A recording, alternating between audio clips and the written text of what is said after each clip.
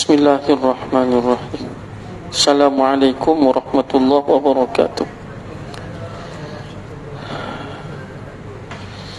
Alhamdulillah wa bihi nasta'in, wassalatu wassalamu ala rasulihil karim Sayyidina Muhammadin wa ala alihi wa ashabihi ajma'in.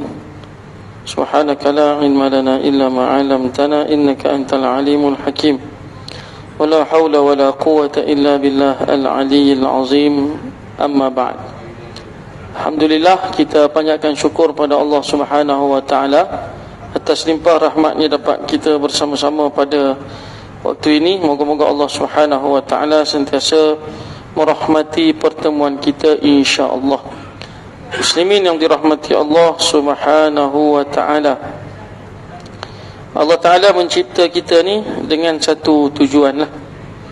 Seperti mana firman-Nya, wa ma khalaqtul jinna wal insa illa liya'budun. Tidaklah aku ciptakan jin dan manusia melainkan untuk mereka berta'abbud, beribadat kepada aku ataupun menyembah aku.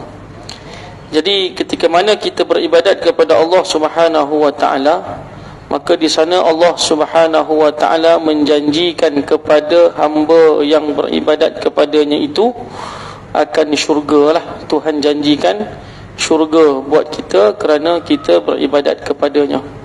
Sebaliknya, orang-orang yang tidak mengikut titah perintahnya, Allah Ta'ala akan memberikan kepada mereka balasan api neraka. Jadi kita sebagai orang beriman sudah pasti kita nak masuk syurga. Jadi bila nak masuk syurga ni tuan-tuan, kita nak tahulah apa sifat-sifat syurga, dan seterusnya kita nak tahu apakah amalan yang membolehkan kita ni masuk syurga Allah Subhanahu wa taala. Baik, dalam Al-Quran sebenarnya banyak ayat-ayat yang menceritakan tentang sifat syurga tu, walaupun kita tak tergambarkan dengan fikiran kita, kerana syurga tu dia punya kedudukan dia tu sangat tinggi sehingga sukar untuk kita buat perbandingan. Kerana manusia bila kita sebut sesuatu, dia hanya akan membayangkan pada perkara objek yang pernah dia tengok aja. Syurga ni hebat, syurga ni hebat. Sebab tu dalam disebutkan bahawa mala ra'at wala udhunun sami'at wala khatara ala qalbi bashar. Syurga ni tak ada mata yang pernah melihatnya, tidak ada telinga yang pernah mendengarnya. Dengarlah tapi nak gambarkan tu. Dan tidak ada mala khatara ala qalbi bashar, dan tidak ada seseorang yang boleh membayangkan tentang syurga tu. Sebab bila kita sebut sesuatu benda, akal manusia ni terbatas, maka kita akan fikir sesuatu benda, objek yang pernah kita tengok aja. Ibarat contoh, kita masuk kampung, orang kampung pedalaman tak pernah keluar daripada kampung dia. Mungkin tak ada handphone, mungkin tak ada alat social media ni, tak ada. Lalu kita bagi tahu kat dia, saya datang daripada Kuala Lumpur. Di Kuala Lumpur tu ada menara bangunan pencakar langit, dan dia berkembar. Namanya KLCC. Contoh. Tinggi. Dulu pernah dapat nombor 1 di dunia, paling tinggi di dunia dulu. Kita cerita kat dia. Jadi orang kampung ni bila dia dengar macam tu, dia bayangkan paling tinggi macam mana tuan-tuan? Dia bayangkan mungkin menara masjid kat rumah dia, itu lah. Kita tengok menara masjid rumah dia tinggi, mungkin tinggi sikit pada tu lah. Sebab pada dia macam tu. Dan dia tak pernah tengok KLCC, bentuk dia macam rebung. Dia bayangkan rebung kat rumah dia tu lah.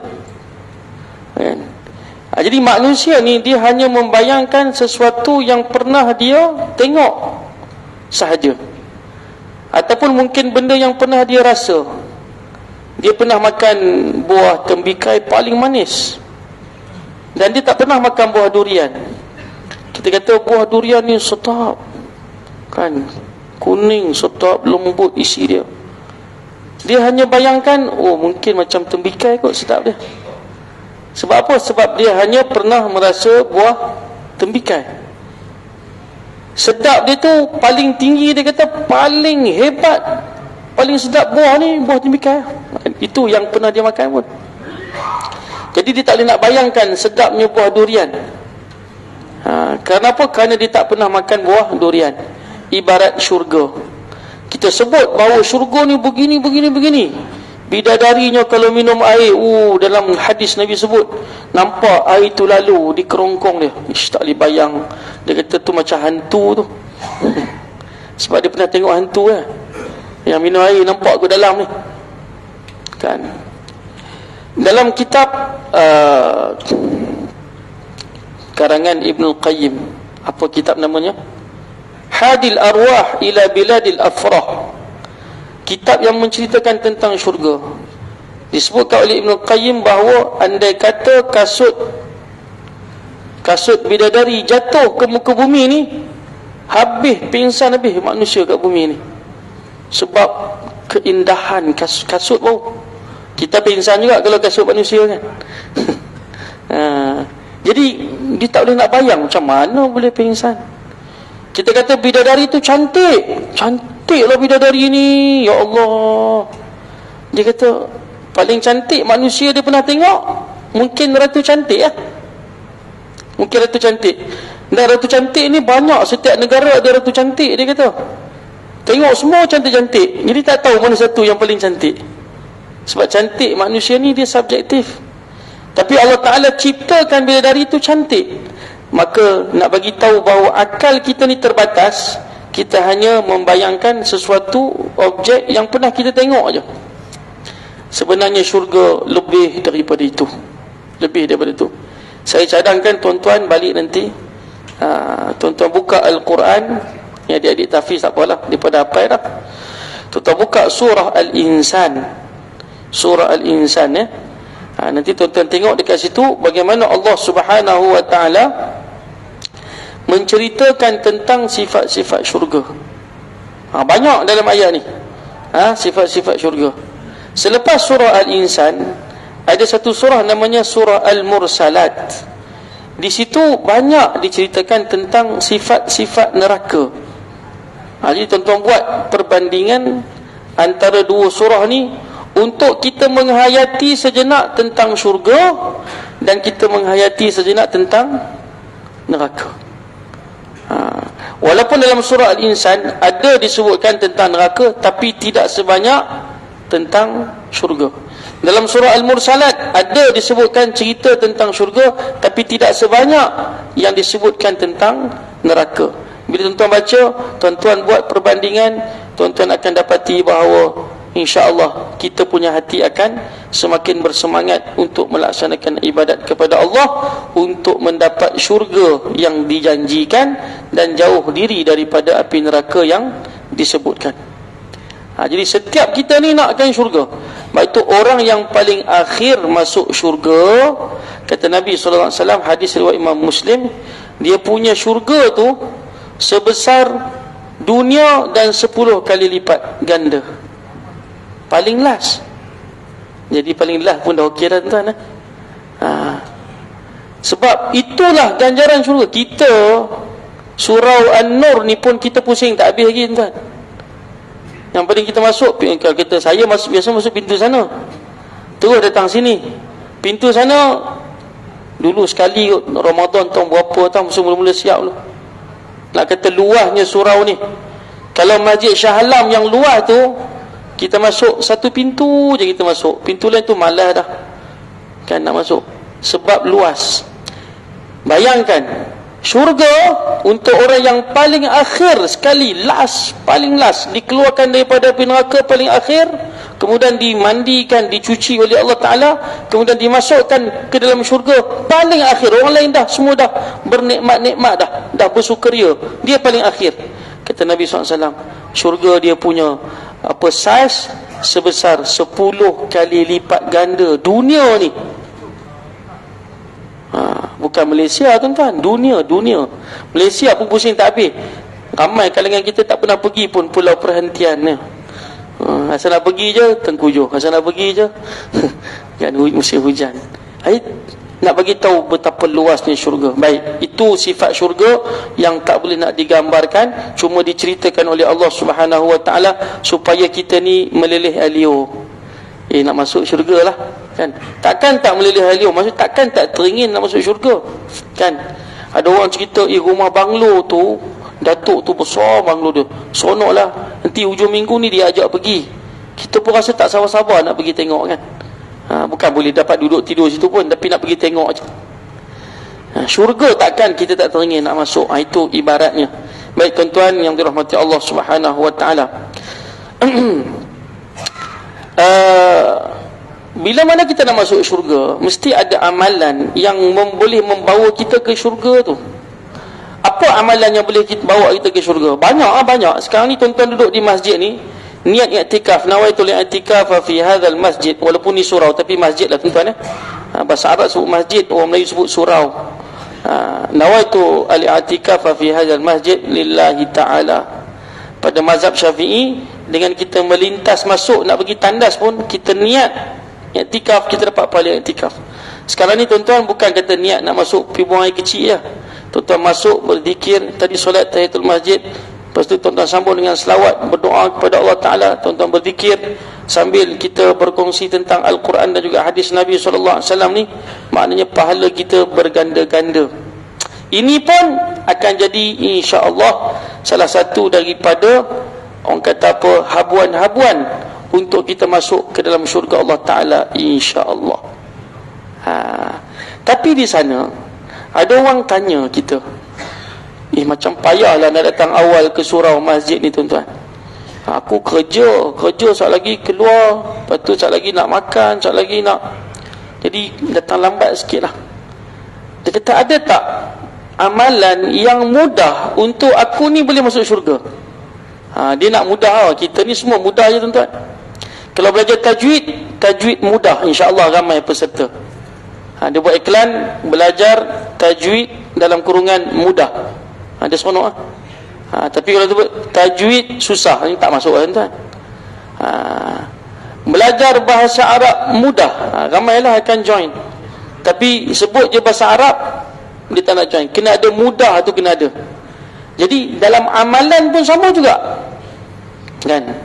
Nak sampai ke syurga tu banyak cara dia tu, tapi dia kata dia nak pilih, nak select mana yang mudah. Jadi kita nak tengok dalam hadis-hadis Nabi SAW. Ada yang disebutkan hadis, ada yang mungkin tak sempat saya nak kongsikan hadisnya, masa kita terhad, saya sebutkan saja.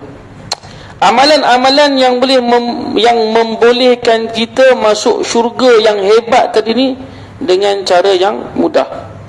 Pertama tuan-tuan, apa dia? Qira'atu ayatil kursi, baca ayat kursi. Kata Nabi SAW, man qara'a ayatal kursi dubura kulli salatin maktubah lam yamna'hu min dukhulil jannati illa al-maut. Sesiapa yang membaca ayat kursi, Allahu la ilaha illa huwal hayyul qayyum tu, setiap kali selepas solat fardu, solat fardu. Sekali lagi kita solat Jumaat ni dalam mazhab Syafi'i kita fardu, maka tidak menghalang dia untuk masuk syurga melainkan mati je. Maknanya apa? Baca ayat kursi selepas solat fardu confirm masuk syurga. Tapi kenapa tak masuk lagi? Sebab hidup, cuba mati tengok, terus masuk syurga. Itu maksud dia. Tidak menghalang kita daripada masuk syurga melainkan mati. Tak percaya, lepas mayang sekali lagi baca ayat kursi, mati, insya-Allah masuk syurga. Ini bukan janji mana-mana orang, tapi ini janji daripada Rasulullah sallallahu alaihi wasallam.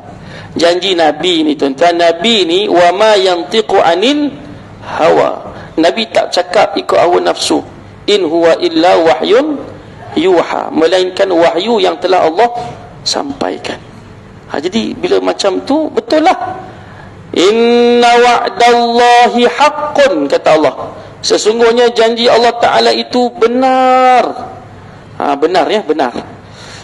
Baik, itu pertama, nak masuk syurga senang. Jadi kalau abang-abang yang kejap lagi sibuk nak masuk kerja balik, anda kata lepas bagi salam tu terus nak bangun, pergi naik motor. Sekarang pun nampak macam nak hujan kan, mesti kalut-kalut kan. Abang-abang sekali lagi bukan sebelum lah, lepas bagi salam tu sambil berdiri nak pergi ke motor tu, baca ayat kursi sambil lah, Allahu la ilaha illa huwal hayyul qayyum. Tak semesti tunggu tu imam dia buat lama. Sebab dia imam tu dia kena buat lama sikit. Tapi kalau tu imam pun ikut, dia nak bangun sekali, cerdas kat tuan-tuan. Tapi sebab dia imam, dia kena ikut tertib sikit lah. Tapi tak apa, kita raikan sebab nak hujan ni, insya-Allah. Kita pun naik motor kan, sama-sama merasai hujan. Baik tuan-tuan yang dirahmati Allah sekalian. Yang kedua, tadi ayat kursi setiap kali selepas solat. Yang kedua, digalakkan juga baca sebelum tidur lah, sebelum tidur. Tak apa, baca je. Dia kata mengantuk sangat tak sempat baca. Tak apa, waktu mengantuk tu seronok baca tuan, sebab baca tak sempat habis mesti terus hilang. Allahu la Allah, tidur terus kan. Tapi biasa dia akan habis lah, sebab pendek je kursi tu. Dia tak habis ni. Kalau ustaz tu kata sebelum tidur ambil wuduk, tu dia jam sikit lah, lambat dia kata. Sebelum tidur ambil wuduk, kemudian kena baca apa ni, subhanallah 33, alhamdulillah 33, Allahu akbar 33, tutup dengan la ilaha illallah wahdahu la syarikalah. Itu memang kebiasaannya. Kalau mengantuk sangat memang ruyub awal lah tuan-tuan, hilang terus, tak sempat baca. Tapi tak apa, lebih baik kita tutup tidur kita dengan zikir yang tak habis daripada kita tidur sambil mendengar muzik tak habis-habis kan. Handphone duduk main lagu lagi, tapi kita dah tidur sampai pukul 3 pagi, lagu tak habis-habis lagi. Tu lagi tak apa nak cantik lah. Baik, yang kedua, nak menjadikan kita ni mudah masuk laluan ke syurga ni, solat sunat 12 rakaat setiap hari. Setiap hari. Yang fardu lah. Yang sunat ni pastikan kita dapat 12 rakaat. Nabi tak sebut apakah jenis solat sunat itu. Saya kongsikan hadisnya. Ma min abdin muslimin, kata Nabi SAW. Ini hadis riwayat Imam Muslim. Yusalli lillahi ta'ala kulla yawmin 12 rak'atan tatawwu'an ghaira al-faridah illa banallahu lahu baitan fil jannah. Barang siapa, kata Nabi SAW, tidak ada di kalangan hamba-hamba muslim, orang Islam lah, yang menunaikan solat setiap hari 12 rakaat secara sunat yang bukan fardu, melainkan Allah akan bina untuk dia sebiji rumah dalam syurga. Jadi syarat nak bina rumah dalam syurga, dia mesti dapat syurga dulu. Macam kita nak bina rumah, kita mesti syaratnya kena ada tanah dulu. Betul boleh bina rumah, bukan boleh main tiba-tiba sebiji rumah dekat sebelah surau. Mesti tanah tu kita punya. Jadi syurga ni apa dia? Syurga ni ibaratnya tanah. Jadi dalam syurga kita tu banyaklah rumah kita, banglo kita tu banyak.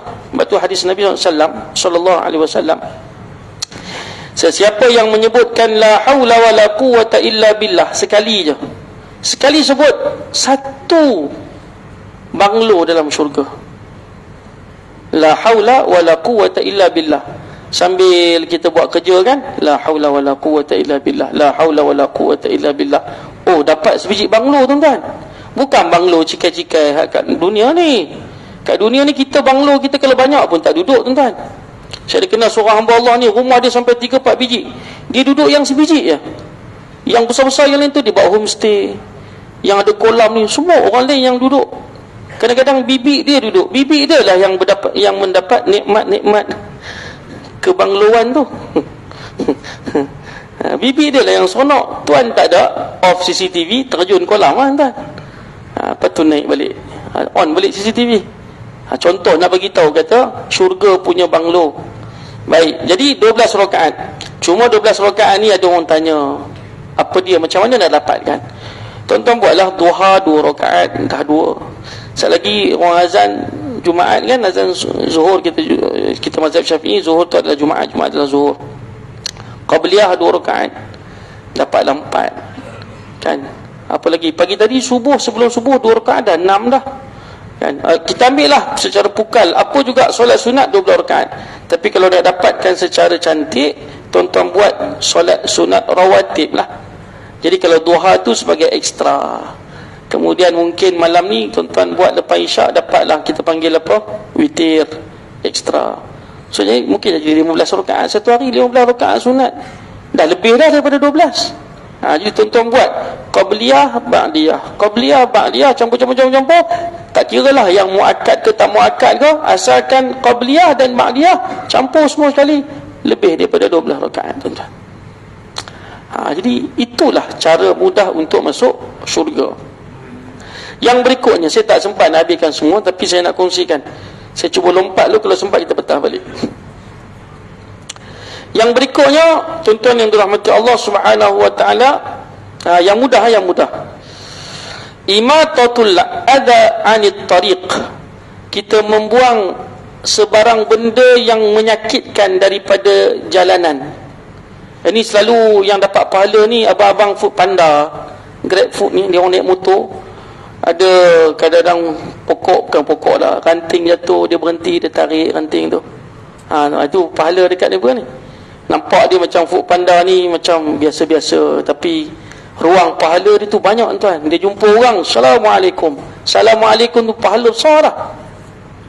Dia bagi barang, dia ambil barang, dia ambil makanan, bagi makanan, semua tu dengan senyuman, kecuali kalau dia pakai mask lah, tak nampak lah dia senyum. Tapi dia senyum, cakap baik, sabar, panas terik. Kesabaran tu pun dah menyebabkan dapat masuk syurga tuan-tuan. Lepas tu kita rasa kita duduk kat pejabat macam boleh masuk syurga awal. Kita tengok food panda dulu, vrong, dia rempit tuan-tuan. Masuk syurga dia dulu.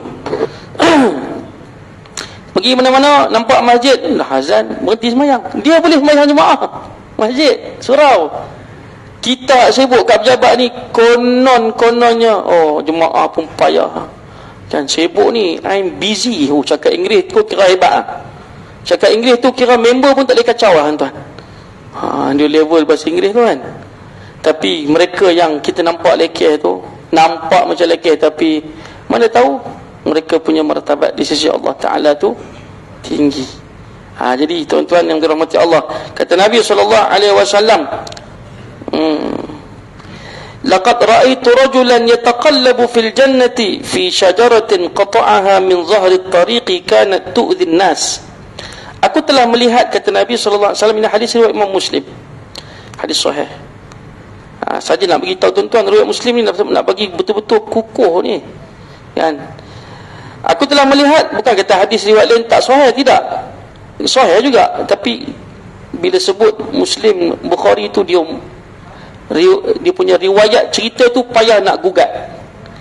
Nabi kata, aku telah melihat seorang lelaki yang duduk dalam syurga fi syajaratin, minta maaf, yataqallabu ni dia macam mundar mandir dalam syurga, relax kan, lepak di sini Zat, pergi sana Zat, pergi sana Zat, ikut suka syurga dia punya kan. Yataqallabu fil jannah. Sebab apa dia masuk syurga? Fi syajaratin qata'aha min zahri at-tariq kanat tu'dhi an-nas.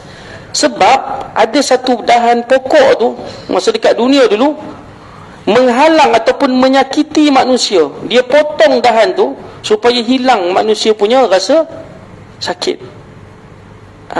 Sebab tu dia boleh mundar mandi dalam syurga. Lepas tu nampak jarum kat tengah jalan, ambil kutip kat tepi ke, buang tepi ke. Nampak benda-benda yang menyakitkan manusia kan. Itu habuan untuk syurga tu sangat mudah. Sangat-sangat mudah. Tak payah kita kata nak. Ya betul, semayang dapat syurga. Saya tak nafikan. Cuba nak bagi tahu, ini kunci-kunci mudah yang kadang-kadang kita rasa macam nak dapat syurga ni macam payah. Tak payah, senang senang. Ini benda-benda yang kita lalui setiap hari. Baik, ni mungkin terakhir, dah masuk waktu. 1 minit lagi. Baik tuan-tuan, yang terakhir tuan-tuan kita amalkan Sayyidul Istighfar. Ada 10 tapi dapat 4 pun cukup lah. Pilihlah salah satu daripada 4 ni. Yang terakhir tuan-tuan, Sayyidul Istighfar. Tuan-tuan bukalah, tanyalah Ustaz Google, apa Sayyidul Istighfar, Sayyid ni apa? penghulu istighfar. Tuan-tuan tengok dalam search dekat Google, penghulu istighfar, nanti akan keluar Allahumma anta rabbi. Sampai habis lah tuan-tuan duk mudah baca tiap hari kan. Ataupun kalau yang tak pernah baca, itulah Sayyidul Istighfar, amalkan. Barang siapa, kata Nabi SAW, yang membaca Sayyidul Istighfar ni 3 kali pada waktu pagi, tiba-tiba dia mati, dia akan masuk syurga. Dan barang siapa yang baca Sayyidul Istighfar ni 3 kali pada waktu petang, lalu dia mati, maka dia akan masuk syurga. So maksudnya apa? Kalau kita, masa kita ni AM dengan PM kan, AM 3 kali, PM 3 kali. Wallahu a'lamu bissawab. Yang baik itu daripada Allah Ta'ala. Terkasar bahasa, mohon maaf. Moga-moga kita jumpa nanti dekat syurga. Amin ya rabbal alamin. Assalamualaikum warahmatullahi wabarakatuh.